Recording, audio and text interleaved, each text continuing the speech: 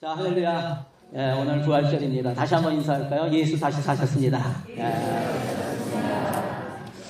자, 예수님이 다시 살아나셨다는 이 사실이 여러분 어떻게 들리세요? 여러분 믿어지십니까?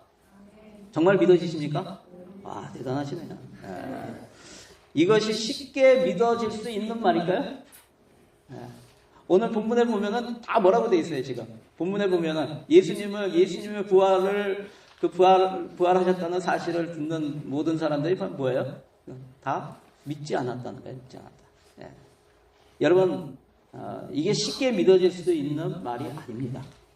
그래서 오늘 나눌 첫 번째가 뭐냐면, 믿을 수가 없어, 이거예요. 제가 33살에 예수 믿었는데, 그 전까지 말도 안 돼. 그랬어요. 말도 안 돼. 믿을 수가 없어. 어떻게 사람이 살아? 여러분, 부활은 안 믿어지는 것이 당연한 것입니다. 오늘 본문에 보세요. 안식일 다음날 새벽에 예수님 무덤을 찾았던 여인들이 있었습니다. 왜 무덤을 찾았을까요? 그들이 무덤에 가지고 갔던 것과 가지고 가지 않았던 것이 있어요. 무엇을 가지고 갔어요? 그들이 가지고 간 것은 향품을 가지고 갔다고 돼 있어요. 향품이 뭐예요? 시체에 바르려는 거예요. 시체가 썩으면 냄새가 나니까 그 시체에 썩은 냄새 나지 않도록 바르는 거예요. 이것이 죽은 사람에 대한 마지막 사랑의 선물로, 사랑의 표시로 하는 것이 뭐냐면 유대인들에게 있어서 향품과 향료를 가지고 가서 시신에 바르는 거예요. 시체에 바르는 거. 그러니까 그들이 가지고 가는 것은 뭐냐? 사랑의 표시로 예수님에 대해서 그동안 3년 동안 함께 다니면서 예수님의 사역도 받고 또 우리에게 병도 고쳐주시고 귀신도 쫓아주신 그 예수님, 우리에게 또 하늘나라에 대해서 가르쳐주신 그 예수님에 대한 그러한 사랑의 마음으로, 그런 안타까운 마음으로, 그래서 마지막으로 그 사랑을 표시하기 위해서 향품은 가지고 갔어요. 그런데 그들이 가지고 가지 못한 것이 무엇인가? 부활하신다고 말씀하셨던 예수님의 말씀에 대한 믿음은 가지고 가지 못했다는 거예요. 예수님이 살아서 계속해서 말씀하셨어요. 내가 살아나리라 라고 말씀하셨는데 그 말씀에 대한 믿음은 가지고 가지 않으셨어요. 여러분, 예수님에 대한 인간적인 사랑의 마음과 도리는 챙겼지만 부활하신다는 예수님, 그분의 말씀은 신뢰하지 못한 거예요. 예수님은 잡히시기 전까지 계속해서 자신이 고난을 받고 죽임을 당할 것과 사흘 만에 다시 살아나실 것을 말씀하셨어요. 그런데도 예수님을 사랑해서 공생애 동안 계속 예수님을 따르고 그분의 말씀을 들었던 제자들과 이 여인들에게 전혀 여인들에게 없었던 것이 뭐냐면 그 말씀은 못 믿겠다라는 거예요. 그 말씀은 못 믿겠다. 여러분, 이것은 지금도 마찬가지예요. 죽은 사람이 살아난다는 것은 있을 수가 없는 일입니다. 잠시 숨이 끊어졌다가 다시 숨을 쉬게 되는 경우가 있어요. 여러분, 부활과 이것은 뭐라고 그러냐면 소생이라고 해요. 여러분, 부활과 소생은 다른 거예요. 소생이라고 하는 것은 어차피 소생은 뭐냐면 죽었다가 잠시 숨이 끊어졌어요. 그런데 완전히 죽은 것은 아니에요. 의학적으로는 완전히 죽었다고 판단을 내릴 수도 있어요. 판정을 할 수도 있어요. 그렇지만 영혼이 다시 들어와서 살 수가 있어요. 그런데 정말 그렇게 해서 생명을 얻었어요. 생명을 얻었지만, 그렇지만 소생은 부활과 다른 것은 결국 다시 죽는다는 거예요. 나사로가 어떻게 됐어요? 나사로의 부활은 완전한 부활은 아니에요. 예수님의 부활을 보여주기 위한 것이지 완전한 부활은 아니었어요. 그래서 나사로는 어떻게 됐을까요? 살아났지만 다시 죽었을 거예요. 여러분, 그런데 우리에게 있어서의 부활은 어떨 것인가? 부활은요, 완전한 부활이 이루어지면 다시 죽는 것이 없습니다. 여러분, 믿으시기를 바랍니다. 네. 여러분, 예수님의 죽으심과 그냥 보통 소생하는 경우에는 어떤 충격을 많이 받고 이 땅에서도 그런 거 많이 있어요. 제가 예전에 성경 공부할 때 한번 보여준 적이 있어요. SBS에서 그것이 알고 싶다 하면서 오래전에 했던 거예요. 저 세상을 다녀온 사람들의 이야기. 그런데 그거는 여러분, 그런데 그 많은 사례가 있는데 그 중에서 이런 사례는 없어요.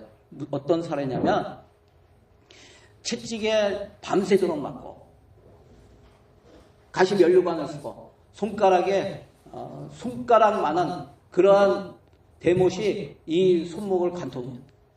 발을 관통해요. 그리고 피를 너무 많이 흘려가지고 결국은 죽게 돼요. 예. 여러분 그렇게 죽은 다음에 3일 동안 무덤에 있다가 다시 살아난 경우는 없습니다. 이게 무슨 얘기냐면 완전히 죽었고 그 몸이 더 이상 소생할 수가 없는 상태로 완전히 죽어버린 그런 사람이 다시 살아난다라는 것은 믿을 수가 있겠는가? 여러분 그래서 오늘 본문에 나온 제자들과 여인들의 모습은 당연하다는 거예요. 예. 오늘 여인들의 모습을 한번 보세요. 5절에 보니까 그들이 무덤에 들어갔어요. 예수님을 모셔있던 그런 무덤에 들어갔더니 거기에 한 청년이 흰 옷을 입은 한 청년이 있어요. 누구예요? 천사죠. 천사를 보고 난 다음에 거기서 어떻게 해요? 놀라요. 예. 그리고 나서 8절에도 보니까 그 여자들이 몹시 놀라 떨면서 나와서 무덤에서 도망했다고 돼 있어요. 그런데 예수님께서 만나주시죠. 예수님께서 만나주시니까 어떻게 돼요? 그 사실을 마리아가 그 7 귀신이 쫓겨났던 막달라 마리아에게 알려주셨다. 그리고 그 여인이 누구한테 가요? 제자들에게 가서 이 사실을 알렸다고 합니다. 그 여인들의 이야기를 들은 제자들의 반응이 무엇이었는가? 오늘 11절에 보면은 그들이 마리아에게 보이셨다는 것을 듣고도 믿지 아니하니라 이렇게 돼 있어요. 여러분 믿지 않았다는 거예요. 제자들도. 또 예수님께서 엠마오로 가는 두 제자에게 나타나셨어요. 그래서 그 두 제자가 돌아와서 또 그 소식을 다른 제자들에게 알렸어요. 그랬더니 어떻게 해요? 반응이 무엇이에요? 오늘 본문의 13절에 보면 역시 믿지 아니하니라 이렇게 돼 있어요. 또 얘기했는데 역시 믿지 아니하니라. 그 후에 예수님께서 제자들이 모여 있을 때 나타나십니다. 그러면서 14절에 보니까 제가 읽어드릴게요. 그 후에 11제자가 음식 먹을 때 예수께서 그들에게 나타나사 그들의 믿음 없는 것과 마음이 완악한 것을 꾸짖으시니 이는 자기가 살아난 것을 본 자들의 말을 믿지 아니함이더라. 이미 봤는데 보고 알려줬는데도 믿지 않았기 때문에 예수님께서 그들의 마음이 완악한 것을 꾸짖으셨다고 되어 있습니다. 여러분 특히 의심이 많았던 사람이 있어요. 제자 중에 누굴까요? 예, 도마죠. 도마. 예. 도마는 예수님이 이렇게 나타나실 때 그 자리에 없었어요. 그래서 나머지 다른 제자들은 다 예수님을 만났어요. 그래서 도마에게 얘기한 거예요. 예. 우리가 예수님을 만났다. 부활하신 예수님을 다 보았다. 그랬더니 도마가 뭐라 그러세요? 내가 그의 그 못자국에 또 그의 창자국에 옆구리에 손을 대보아야 너 보고 내가 보면은 믿을 수도 있겠다 이렇게 얘기해요. 여러분 그렇게 이게 무슨 얘기야? 야 너희들 말도 안 되는 소리 좀 하지 마 이거잖아요. 야, 말도 안 되는 소리 하지 마. 그 도마에게 부활하신 예수님께서 나타나세요. 요한복음 20장 27절에 보면 도마에게 이르시되 내 손가락을 이리 내밀어 내 손을 보고 내 손을 내밀어 내 옆구리에 넣어보라. 그리하여 믿음 없는 자가 되지 말고 믿는 자가 되라. 여러분 예수님께서는 우리에게 원하시는 게 있어요. 믿음 없는 자가 되지 말고 믿는 자가 되기를 원하세요. 여러분 저와 여러분에게 믿음이 있기를 바랍니다. 이것을 이 예수님을 만난 그 예수님을 직접 만난 도마가 위대한 고백을 하죠. 뭐라고 합니까? 나의 주님이시여 나의 하나님이십니다. 나의 주님이시여 나의 하나님이십니다. 저는 이곳에 모든 분들이 도마와 같은 믿음의 고백이 있기를 바랍니다. 나의 주시며 나의 하나님이십니다. 이렇게 주님께 고백할 수 있는 믿음이 있는 우리 성도들 다 되시기를 바랍니다. 우리 옆 사람에게 이렇게 고백해 볼까요? 예수님이 나의 주이시며 나의 하나님이십니다. 그럼 대꾸해 주셔야죠. 아멘 해주세요. 아멘. 그렇게 의심 많았던 도마는 어떻게 됐을까요? 제자들 중에 가장 멀리까지 가서 복음을 전하다가 순교한 것으로 알려져 있습니다. 그는 인도에 가서 인도 동부의 칼라미나의 원주민에 의해서 빨갛게 달아오른 세판에서 고문당한 후에 타오르는 화로의 산채로 던져졌지만 불길이 그의 몸을 태우지 못하는 것을 본 원주민들이 도마의 몸을 창으로 찔러서 죽였습니다. 그렇게 해서 순교해요. 그것이 AD 70년경입니다. 사랑하는 성도 여러분, 십자가에서 죽으신 예수님이 다시 살아나셨다는 것은 놀라움과 두려움 자체이고 믿지 못하는 것이 당연한 반응입니다. 하지만 예수님이 도마의 고백을 받고 하신 말씀을 기억하시기 바랍니다. 예수님이 도마의 고백, 주는 나의 주이시며 나의 하나님이십니다 라는 고백을 받고 예수님이 뭐라고 하셨냐면 너는 나를 본고로 믿느냐? 보지 못하고 믿는 자들은 복되도다 라고 했어요. 여러분, 저와 여러분이 도마보다 복된 사람들이에요. 우리는 실제 예수님의 부활하신 그 부활의 몸을 보지 못한 사람이에요. 그렇지만 말씀을 통해서 그 주님을 만난 사람이에요. 그 말씀을 믿는 사람이에요. 믿으십니까? 여러분, 더 복된 사람이 저와 여러분 이름을 여러분 기억하시기 바랍니다. 여러분, 믿음은 의심의 한계를 넘는 거예요. 믿음은 뭐라고요? 의심의 한계를 뛰어넘는 거예요. 세상에서는 당연하다라고 하고 인간의 상식과 지식의 선이 있어요. 세상에는 당연한 거, 세상에 당연한 또 인간의 그런 어떤 상식과 지식의 선을 뛰어넘는 거, 초월하는 게 이게 믿음입니다. 여러분, 우리는 우리 세상의 어떤 당연함이나 세상의 지식이나 상식에 거기에 선에 갇혀 있으면 안 돼요. 이거를 무시하는 것도 문제이지만 무시하는 게 아니고 초월해야 되는 거예요. 저와 여러분, 우리 교회에서 일어나는 일들은요, 하나님께서 역사하시기 때문에, 영이신 하나님께서 역사하시기 때문에 보이는 것에 갇혀있는 믿음이 아니에요. 여러분, 뛰어넘어야 돼요. 하나님의 놀라우신 역사가 우리 가운데 일어날 거예요. 영의 역사가 일어납니다. 그러면 세상 사람이 보면은 미쳤다라고 할 수도 있어요. 저게 말이 되냐? 라고 할 수 있어요. 믿지 않는 사람들에게는 당연한 거예요. 그런데 저와 여러분, 믿음의 사람들에게는 당연한, 반대로 얘기했네요. 당연하지 않은 거예요. 예. 그들에게는 당연하지 않고 말이 되냐? 이렇게 얘기하지만 우리에게는 당연한 거예요. 아멘? 예. 여러분, 부활이야말로 우리의 인간의 상식과 지식과 모든 세상의 당연함을 뛰어넘는 하나님의 역사임을 믿으시기를 바랍니다. 여러분, 한번 적용해 보세요. 세상의 상식과 당연함의 선에 묶여서 내가 이해하지도 인정하지도 못하는 하나님의 역사가 있는가? 두 번째는요, 이제 믿습니다. 같이 한번 읽어볼까? 시작. 이제 믿습니다. 예수님의 부활은 우리 장로님의 부활이 아니에요. 우리 선교사님들의 부활이 아니에요. 나의 부활입니다.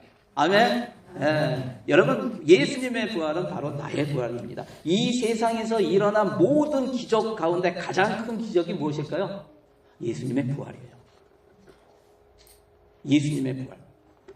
여러분, 요나의 기적을 보이신 거예요. 만일 예수님이 여러분이 예수님의 다시 사심을 믿으시면 예수님의 부활이 여러분의 부활이 되는 것입니다. 여러분, 예수님의 부활은 모든 믿는 자의 부활을 약속하시는 것입니다.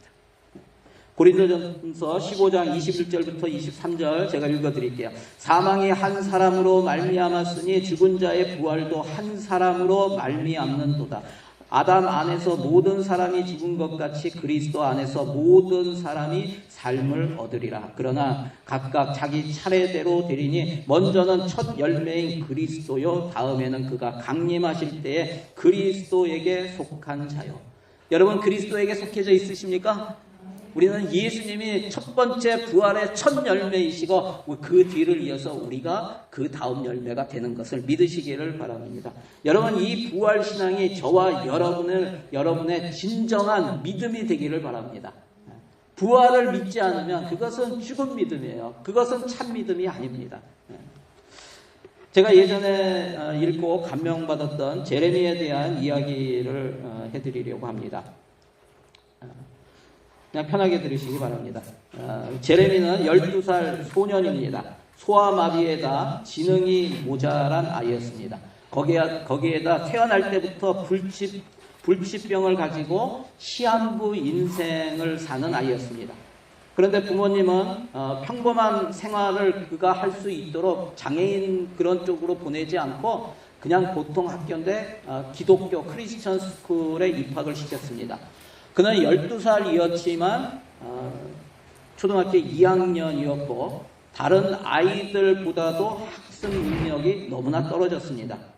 담임 선생님인 도리스 밀러 선생님은 제레미 때문에 자주 화를 내게 되었어요. 제레미는 군뱅이처럼 느릿느릿 자리에 앉았고 때때로 침을 흘리며 혼자서 무슨 소리인지 늘 중얼거렸습니다. 가끔 가다 제레미는 똑똑하고 명료하게 말하기도 했지만 거의 대부분은 선생님 말씀에 따르지 않았습니다.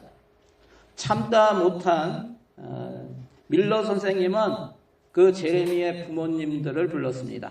그래서 제레미가 특수학교에 다녀야만 한다고 말씀을 드렸어요. 엄마인 포레스터 부인은 눈물만 흘리고 아빠인 포레스터 씨는 이 학교가 제레미에게는 남은 유일한 학교입니다. 그리고 제레미가 이 학교에 다니는 것을 제일 좋아하는데 다니지 못하게 하면 그에게 큰 충격이 될 것이니 좀 맡아달라고 간곡하게 부탁을 했습니다. 제레미의 부모가 돌아간 후 밀러 선생님은 하나님께 기도를 합니다. 불쌍한 그 가족의 고통에 비하면 내 고통은 아무것도 아닌데 내가 불평했습니다, 하나님. 그리고 제발 저에게 제레미에 대하여 더 인내할 수 있도록 도와주십시오. 이렇게 기도를 했습니다. 그리고 제레미의 행동을 무시하려고 애를 썼어요. 어느 날 제레미는 한쪽 다리를 쩔뚝거리며 선생님 책상 앞에 서서는 교실이 울릴 만큼 큰 소리로 외쳤습니다. 사랑해요, 밀러 선생님. 순간 교실은 웃음바다가 되었고 밀러 선생님은 새빨개진 얼굴로 더듬거리며 말했습니다. 그래 고맙다. 제레미 내 자리로 돌아가렴. 부활절을 앞둔 어느 날 밀러 선생님은 아이들에게 예수님의 이야기를 해주었습니다. 그리고 앞으로 태어날 생명에 대해서 얘기하고 플라스틱으로 만든 커다란 모형의 달걀을 하나씩 나누어 주었습니다. 그리고 그 안에 새 생명을 상징하는 것을 담아서 내일 가져오라고 하였습니다.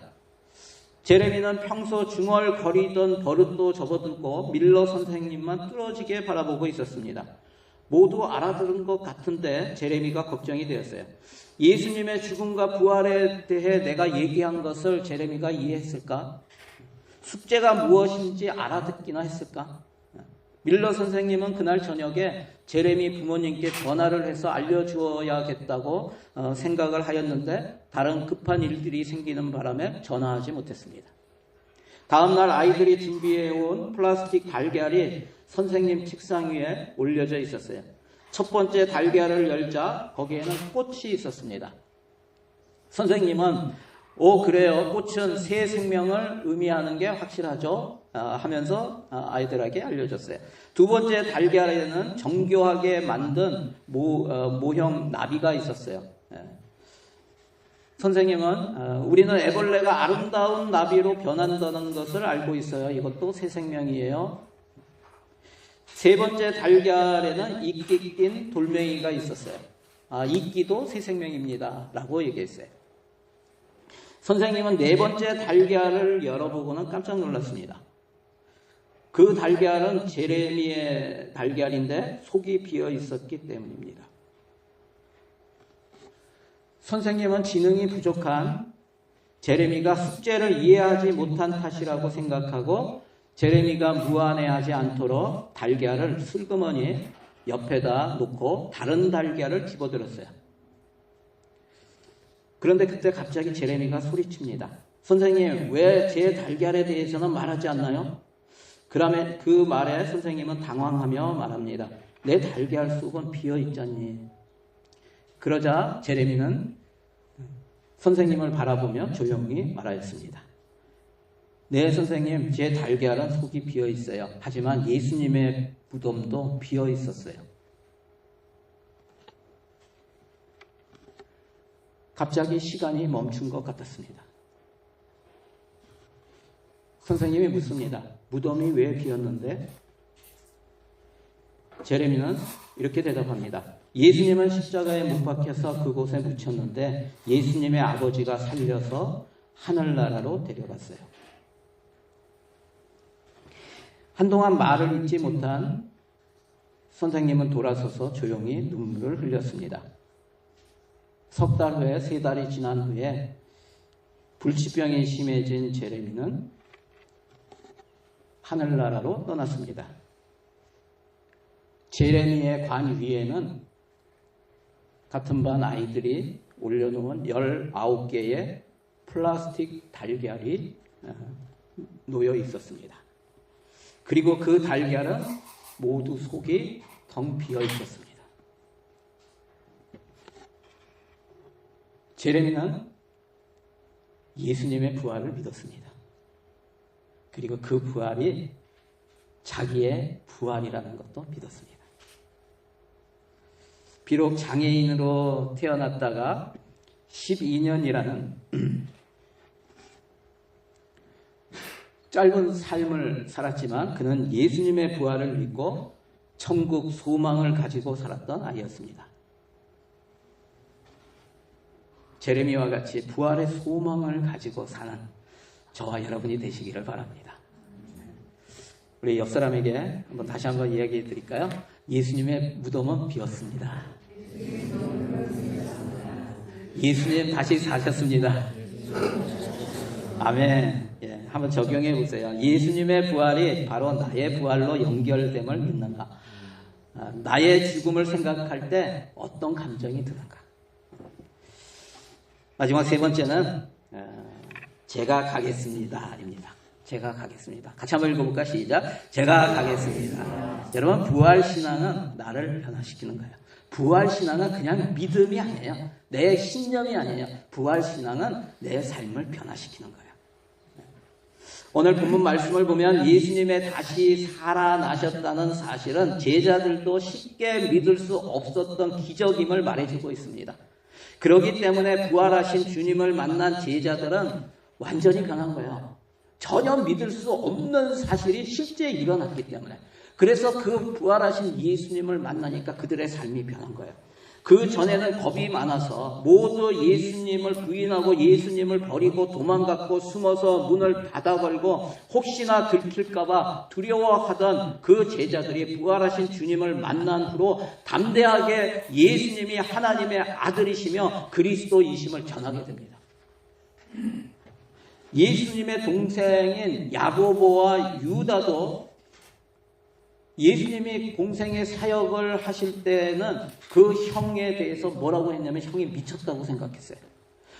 형을 믿지 않았어요. 예수님을 전혀 믿지 않았어요. 그러다가 예수님의 부활하신 모습을 보고 믿고 야고보는 어떻게 됐습니까? 우리가 야고보는 잘 알죠. 예루살렘 교회의 최고 지도자가 됩니다. 그리고 그 예수님의 동생인 야고보와 유다는 각각 신약 성경을 기록하죠. 여러분 이 사실 아세요? 신약 성경에 야고보서가 있습니다.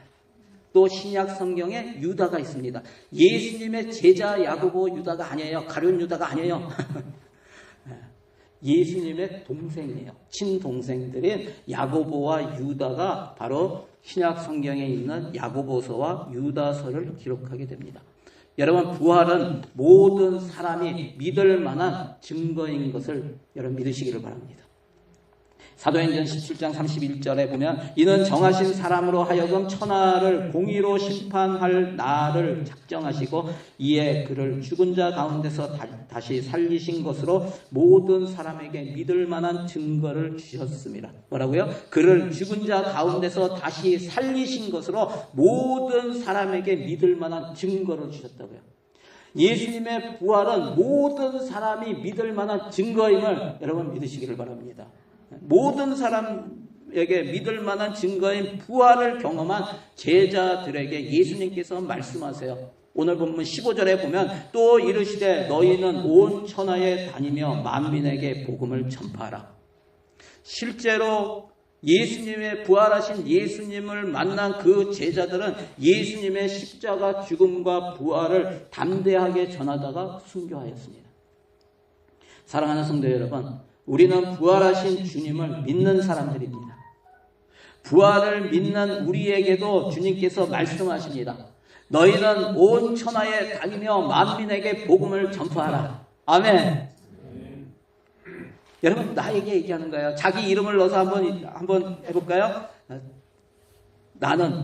나는 할게요. 나는 온 천하에 다니며 만민에게 복음을 전파하리라. 자, 시작. 나는 온 천하에 다니며 만민에게 복음을 전파하리라. 다시 한번 시작. 나는 온 천하에 다니며 만민에게 복음을 전파하리라. 여러분, 이것이 주님께서 우리에게 말씀하시는 거예요. 우리에게 명령하시는 거예요. 우리가 전하는 복음을 듣고 세상의 지혜와 세상의 지식과 상식과 사람의 의심의 선을 넘어서 그 복음을 믿는 자에게는 예수님의 생명이 임하게 되고 예수님의 부활이 그 사람의 부활이 되는 것입니다. 저와 여러분이 예수님의 다시 사심을 믿는 부활 신앙을 가지고 그의 죽으심과 다시 사심을 땅끝까지 전하여 생명을 살리는 사람들이 다 되시길 주의 이름으로 간절히 축원합니다. 마지막으로 적용해 보세요. 주께서 오늘 나에게 가라고 하신 땅끝은 어디인가? 가라고 하신 영혼은 누구인가? 부활 신앙으로 인해 변화된 나의 모습은 어떤 모습인가? 한번 돌아보시기 바랍니다. 오늘 말씀 가지고 우리 함께 기도하기 원합니다. 기도하실 때 여러분 혹시 이 중에 아직까지 예수님의 부활이 그게 정말일까 의심되시는 분들은 그렇게 기도했으면 좋겠어요. 다시 사신 주님을 만나게 하여 주시옵소서. 주님, 내 영의 눈이 열려지고 믿음의 눈이 열려져서 다시 사신 하나님 우편에 앉아 계신 그 예수 그리스도 부활의 주님을 만날 수 있도록, 그래서 내 마음에 믿음, 부활에 대한 믿음과 부활에 대한 소망과 부활에 대한 사랑이 가득 찰 수 있도록 도와달라고 기도하시기 바랍니다. 또 부활을 믿으시는 사람들은 이렇게 기도했으면 좋겠어요. 주님, 그 부활이, 주님의 부활은 믿지만 나의 부활도 믿게 하여 주시고 그 부활로 말미암아 내 인생이 변화되게 하여 주시고 주님이 원하시는, 주님이 말씀하시는 너희는 온 천하에 다니며 복음을 전파하라고 했던 이 말씀대로 사는 사명, 선교의 그 DNA가 내 안에서 심어지고 다시 싹이 타고 또 그 말씀대로 살아가는 그러한 사람 될 수 있도록 하나님 도와주시고 인도해 달라고 기도하시기 바랍니다. 오늘 말씀 가지고 우리 주여 한번 부르시고 함께 기도합니다. 주여, 오 할렐루야. 하나님 감사합니다. 주여 주님을 찬양합니다. 아버지 하나님이여, 예수 아버지 하나님, 나를 위해 죽으신 그 주님이 아버지 하나님 사흘 만에 다시 살아나신 이 놀라운 사실, 아버지 하나님 세상 사람들은 그게 말이 되냐고 하지만 아버지 하나님 우리는 이제 그 예수님을 만나고 예수님을 믿고 예수님을 신뢰하고 아버지 하나님 그 부활이 나의 부활임을 믿습니다. 아버지 하나님 그 부활 신앙으로 살아가는 우리가 되기를 원합니다. 아버지 하나님 아직까지 연약하여 그 부활을 믿지 못하는 심령이 있다면 이 시간 영의 눈이 열리게 하여 주시옵소서. 믿음의 눈이 열리게 하여 주시옵소서. 믿음으로 주님 앞에 고백하기 원합니다. 주는 살아계신 하나님이시요 아버지 하나님 살아계신 하나님의 아들이십니다. 아버지 하나님 그 주님을 믿고 의지하며 나의 부활을 믿고 나이가 이 땅에서 부활 신앙으로 살아갈 수 있도록 하나님 역사하여 주시고 인도하여 주시옵소서. 이때는 그 사명, 주님께서 맡겨주신 사명 따라 아버지 하나님 사람을 살리기를 원하시는 그 주님의 소원을 이루어가는 우리들이 되기를 원합니다. 하나님 붙들어 주시고 이끌어 주시고 역사하여 주시옵소서. 그래서 이 땅 가운데 아버지 하나님 날마다 생명이 잉태하고 생명이 자라나고 예수 그리스도의 제자가 세워지는 그러한 우리 하늘 소망교회 되게 하여 주시고 하나님의 나라가 확장되어 가는 우리 아버지 하나님의 교회가 될 수 있도록 하나님 역사하여 주시고 인도하여 주시옵소서. 이 땅에 세우신 많은 교회들과 아버지 하나님의 성교대에 아버지 하나님이 있는 모든 성교사님들을 하나님 붙들어 주시고 이끌어 주셔서 아버지 하나님 그 성교의 사명을 감당할 때 살아계신 하나님이 역사하시고 부활하신 주님이 믿어지는 그 은혜가 그 곳곳마다 일어날 수 있도록 하나님 역사하여 주시고 인도하여 주시옵소서. 하나님께 모든 영광 올려드립니다. 주님 받아 주시옵소서. 하나님 감사합니다. 주님 찬양합니다.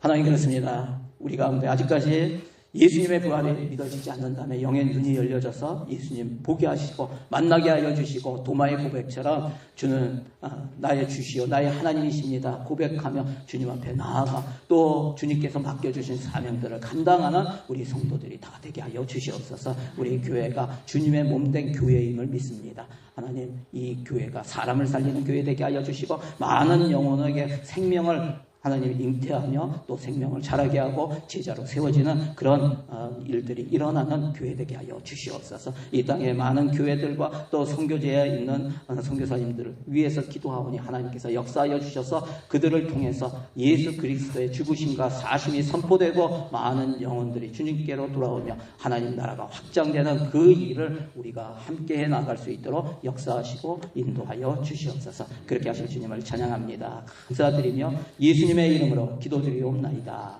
아멘. 우리 부활의 주님께 영광의 박수 올려드리겠습니다. 할렐루야.